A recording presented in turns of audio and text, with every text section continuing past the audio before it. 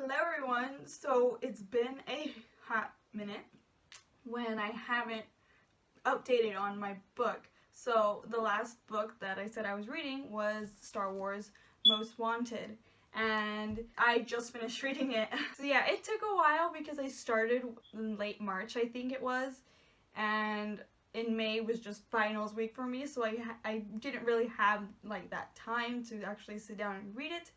So I already know I would just read like 1 or 2 chapters like a week or a day or a week, I'm not sure, I forgot. That was just, May is like a complete point blank for me just because that was like finals week for me in my semester in college, and it was just insane. So when summer started, I got the time to actually sit down and read it, but I realized it was really really hard to get into, because I don't know if I said this before, but I have like a hard time reading spin-off books when they're from movies, because when I read Beauty and the Beast, it was really hard to imagine like Belle and situations that she was put in, and I don't know, that was just hard for me. And so I thought that that would be difficult when I read Most Wanted, and that's exactly what happened. I was reading it and I was like, this is weird, I can't imagine Han or Qi'ra doing this, and I don't know, it was just weird. Yeah. But I won't let that affect my review at all. Like, that's just me and my thing because I'm weird like that. So I'm going to review Most Wanted aside from that fact. So I read the book, and when I was reading it, like it started off slow, and then it would go really fast paced, and then it would get slow, and then really fast, and then slow. So it was kind of weird going from like, ooh, calm setting, then bam, and then calm again, then bam, then calm again, then bam. So it was like kind of, and I was like, whoa, let's just hold that off for a second. And that was just what took me off from it, just anytime that would happen. But then what I realized when I was reading it, it was like less about Han Solo and it was more about Qi'ra, which I thought was amazing because there wasn't really much to her or much of her backstory in Solo: A Star Wars Story. So I thought it was great to learn a lot about her, in which I felt like I learned a lot. And after reading that, I understood more of her character when I read the book. And then there was a chapter, it was chapter 9. I remember just because I was like, this is a really good chapter, where we learn more about Qi'ra as a person and like what she went through and all that stuff. And I felt like that was just like so like down to earth chapter, like with Qi'ra and Han, and I thought that was great. And like, you know, she was opening up herself to Han Solo, and like you understand like where she's coming from and why she does things on Corellia as she does them.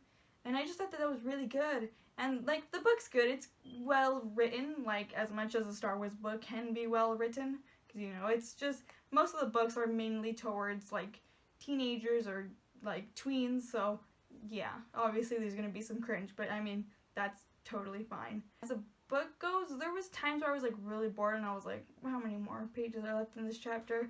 But I mean, that's just me and my whole I can't read spin-off books thing, so yeah. Other than that, I thought it was a good book, and I would only recommend it if you like Star Wars books and if you want to know more about these characters, especially Qi'ra, because that, like, I learned a lot about her, and I said this already, but yeah, I just learned a lot more about Qi'ra, and yeah, that's it. And there was a nice of characters. There was like little jib jabs to the originals and to the movies, Solo and all that stuff. Basically it. So that's Most Wanted. It was okay. I liked it. I wouldn't say that I would read it again. Definitely not. It's going on the shelf and I'm probably never gonna open it ever again.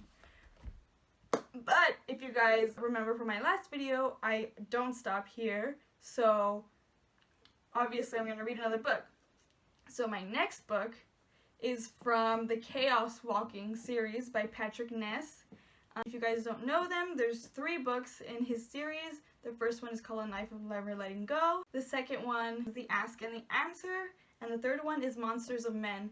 So I've read The Knife of Never Letting Go and I've read The Ask and the Answer years ago. I started that book series because it was announced that Daisy Ridley was going to be in the movie adaptation of the first book with Tom Holland for Lionsgate, and I was like, hell yeah, like I want to like read about this just so I can be ready when I go and see it in the cinema.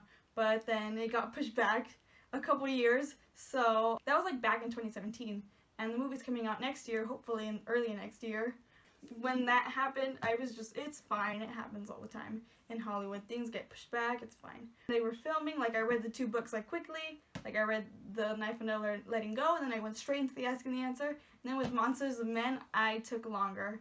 And because of that, I stopped reading it, and I realized I need to finish this before the movie comes out. I mean, obviously the movie's going to be split into 3 separate movies, but you know, there's always like these little things where you're like, hey, they did that and that and that.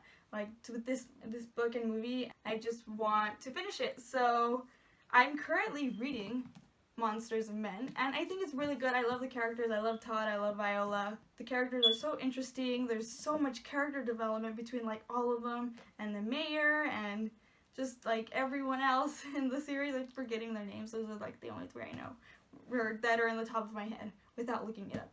But yeah, I'm going to finish this because I stopped at, I put a sticky note here somewhere. Here we go. It was just here.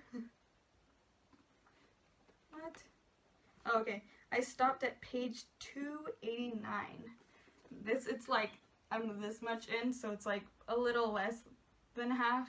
I want to finish this, and then I'm hoping to get a book soon. It's just that my main source, my 2 main sources of where I would get my books from is Barnes & Noble and Amazon. However, there is a bookstore in my town. It's a local bookstore, and I've been wanting to order books from there just because I like believe in shopping locally and, you know, supporting like small businesses, and I want to start doing that, but I don't have money because the books there are expensive, and for good reason, because it's a local shop. So I want to order a book from there soon.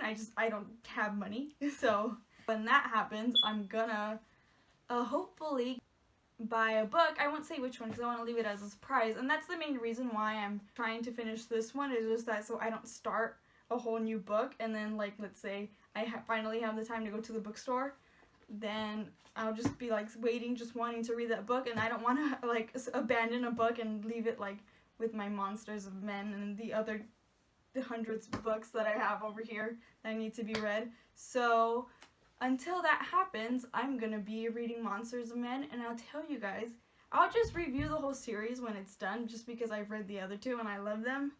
And a lot of people, or a lot of my friends on the internet, they're like, Monsters of Men is crazy, and honestly, like, I remember it is crazy, and I'm excited to finish it, and I'm excited for the movie, so I hope it comes out soon.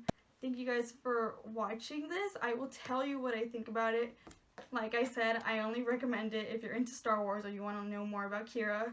But yeah, thank you guys for watching this video, and I will hopefully see you in the next one. Bye!